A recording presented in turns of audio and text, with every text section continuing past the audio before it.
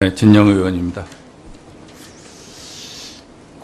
청문회 제도가 생기고 나서 지금까지 쭉 청문회를 통과한 분들 중에서도 도덕적으로 완벽한 사람은 없었던 것 같아요. 도덕적으로 이제 약간의 흠결은 다 있었던 것 같고, 그것이 얼마나 국민한테 받아들일 수 있느냐, 이런 부분이 있고, 또 제가 생각하기에도 좀 받아들이기 좀 어려운 거 아니냐 이렇게 생각한 분도 임명된 분도 상당히 있었기 때문에 좀 편안한 마음으로 이렇게 좀 자신 있게 답변을 하시죠. 그 도덕성에 관해서는 뭐 매일 언론에 이렇게 나오고 그래서 상당히 그 후보자께서도 마음이 무거우시라고 보는데, 잘못된 의혹 제기는 정확하게 해명을 하시고요. 네. 예, 또 잘못된 부분이 있다 그러면 솔직히 인정하고 국민에게 이해를 구하셔야 됩니다. 네. 예, 그리고 이제 도덕성 검증을 하고 저희가 능력과 그런 어떤 자질의 검증을 하는데, 국방부 장관은 능력과 자질도 굉장히 중요하거든요, 지금.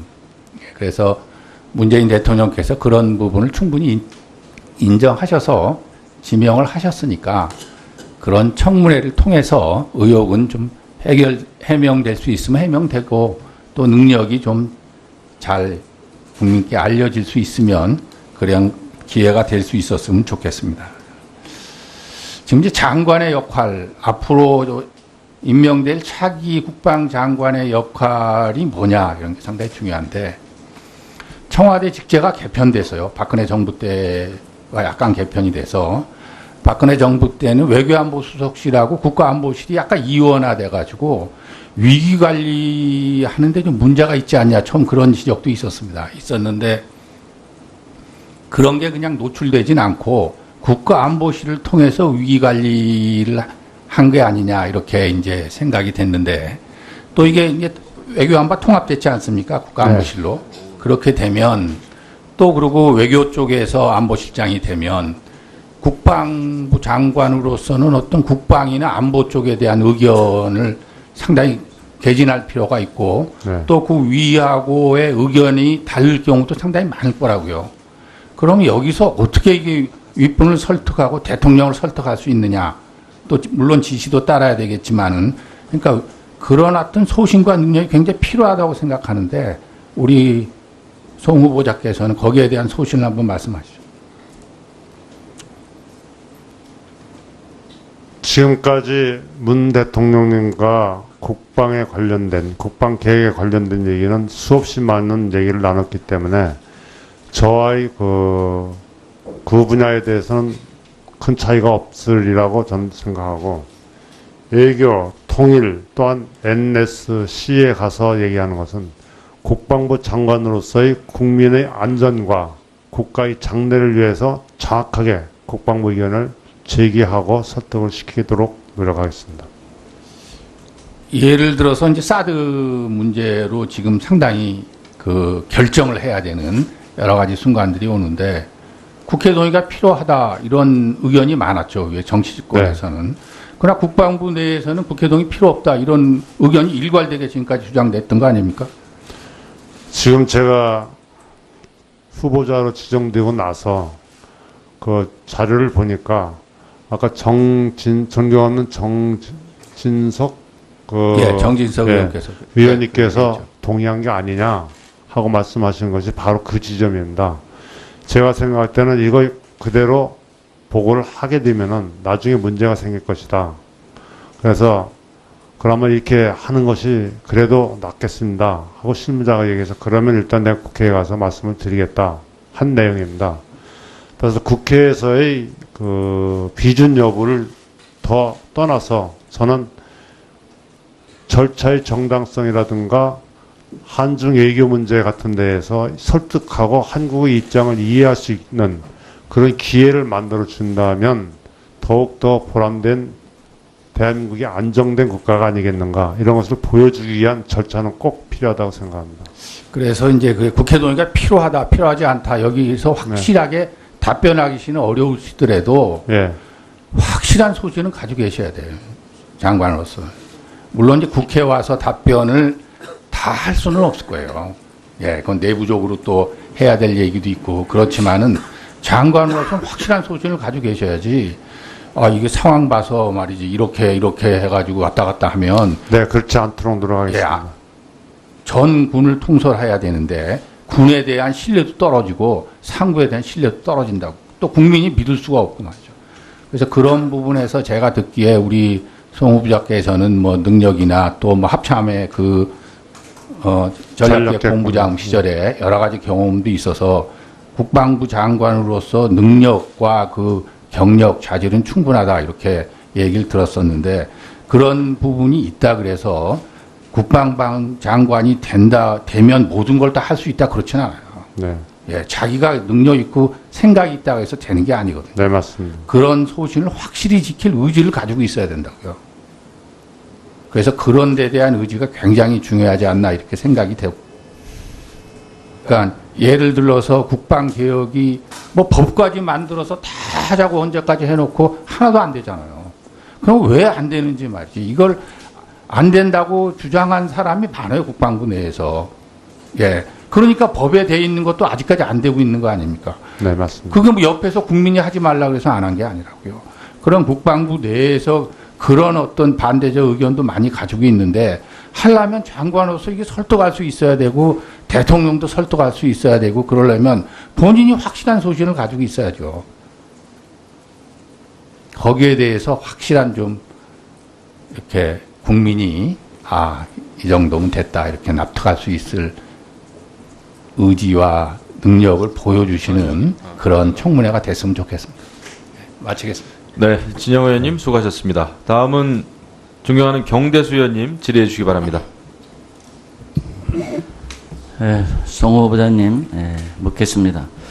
앞에서 그 백승주 의원께서 또 질의를 했습니다만, 그 구체적인 그 신문에 우리 송 후보자의 사퇴를 요구하는 그 사설 내용을 언급을 했는데요. 제가 오늘 아침까지의 통계를 보니까 총 중앙지를 포함해서 19개 신문사에서 25회에 걸쳐서 우리 송 후보자가 국방장관으로서의 그 적격성이 부족하니까 사퇴하는 게 대통령하고 현 정부에 의해서 옳다 이런 논지를 폈는데 이 부분에 관해서 우리 후보자께서는